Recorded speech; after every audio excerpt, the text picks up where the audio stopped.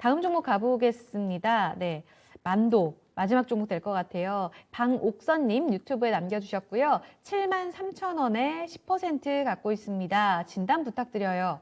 7만 원대 사셨으면은 네, 3월, 2월 이쯤에 사셨다가 조금 마음고생 중이실 것 같아요. 오늘은 65,500원에 거래 마쳤습니다. 다행히 5월 초에 들어서면서 자동차 쪽이 그래도 조금씩 반등을 좀 잡아가는 분위기입니다. 오늘은 반락하긴 했지만 지난주까지 또 현대차 그룹주들 분위기 괜찮았었잖아요. 김정수 전문가님, 이제 자동차 쪽도 저점 딛고 좀 더 강하게 올라갈 수 있을까요? 저는 조금 더 시간은 걸린다라고 봅니다. 그러니까 자동차, 그러니까 만도처럼 네. 이제 자동차 부품 이런 회사 같은 경우는 현대차, 그다음에 기아, 현대모비스 자동차 묶음으로 움직여요. S에. 네. 근데 자동차에 대한 지금 현재 상황을 보려면 자동차가 언제 가장 큰 전성기였고 그다음에 언제 가장 큰 위험을 감수했는지를 우리가 알아야 됩니다. 만도를 포함한 뭐 현대 자동차 그룹의 전성기는 일본이 동지진이 있었던 시기, 2011년, 12년 요 당시에 이제 차와정 랠리가 나왔던 시기입니다. 이 당시 현대 자동차가 뭐 영업이익률 한 8%까지 올라갔었던 이런 기록적인 이익을 좀 기록을 하면서 전 세계에서 한 5위까지 갔었거든요. 왜냐하면 반사익이 있었던 거죠. 도요타나 혼다 이런 거에 어떤 붕괴가 좀 있었죠. 근데 2016년도 이후부터 자동차 그룹이 굉장히 어려움을 겪습니다. 현대차라든지 기아차라든지 현대모비스, 만도 같은 경우가 영업이익률이 한 6%대에서 한 7% 정도까지 많이 나왔었거든요. 그런데 2016년도 넘어가면서부터 매출은 비슷한데 영업이익률이 반토막 나기 시작해요. 만도 같은 경우도 한 4, 5% 정도 됐던 업체가 영업이익률 한 2, 3% 정도 떨어지게 되는 거죠. 네. 2천억 벌던 기업이 1,000억도 못 벌게 되고. 요 시기가 어떤 시기냐면은 테슬라가 등장했던 시기입니다. 즉 뭐냐면 우리가 그 애플이 딱 등장을 하면서 2010년도까지만 하더라도 전 세계 스마트폰을 호령했었던 게 노키아나 모토로라였잖아요. 네. 근데 애플이 등장하면서 잡아먹히는 걸 봤단 말이에요. 그렇기 때문에 2016년도 테슬라가 등장을 하면서 투자가들이 어떤 거를 좀 걱정을 했냐면 2017년도 넘어가면서 걱정을 했냐면 이러다가 테슬라한테 다 잡아먹히는 거 아니냐. 그래서 내연기관 업체들이 돈을 벌어도 존폐의 위기로 봤던 거예요.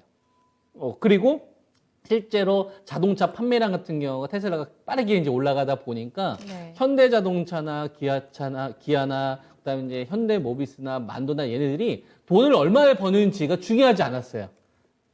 앞으로 자율주행 전기차 시대에 현대차 그룹이 살아남을 수 있을까? 한라 그룹이잖아요. 이 만도가 살아남을 수 있을까?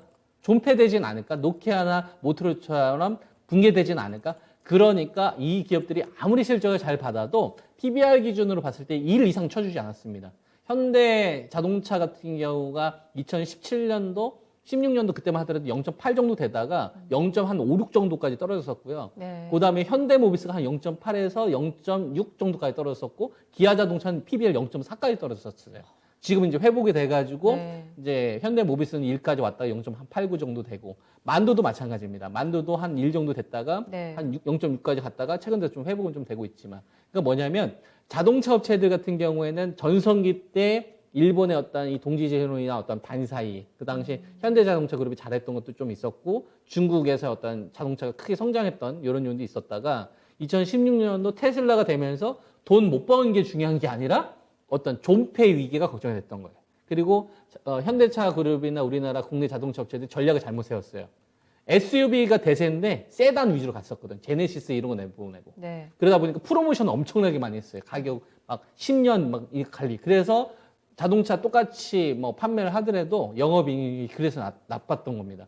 현대자동차는 이제 93조 됐다가 100조 정도 막 매출 나왔었는데 영업이익 막 반토막 나 그랬었거든요. 네. 이런 요인 때문에 있었던 거예요. 그러다가 현대차 그룹에서 정신을 차립니다. 삼성 이재용 부회장하고 만나가지고 그동안 이제 아버지 일이고 이제 다시 한번 해봅시다. 삼성도 좀 위기잖아. 같이 한번 해봅시다 해서 현대차 그룹이 모빌리티 솔루션 업체로 바뀐다라고 네. 이제 얘기를 하죠.